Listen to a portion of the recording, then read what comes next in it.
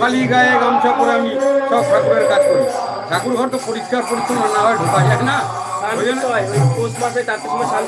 হ্যাঁ একদম, আমি প্রত্যেক পৌষ মাস মাঘ মাসে একদম 4টের সময় স্নান।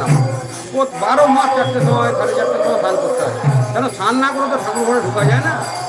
স্নান করেই ঠাকুর ঘরে ঢুকতে হয়। যেহেতু আমার বাড়িতে বিগ্রহ আছে, গোপাল আছে, রাধারানী আছে, সেই জন্য আমাকে ঢুকতেই হয়। আজকে দোল উৎসবে মানে কি হবে আপনার বাড়িতে? দোল উৎসবে নাম কীর্তন হচ্ছে, তারপরে ভোগ আরতি একটু হবে। ভোগ আরতি হওয়ার পরে প্রসাদ পাবে সব ভক্ত যারা এসছে, তারা সবাই প্রসাদ পাবেন আমার বাড়িতে।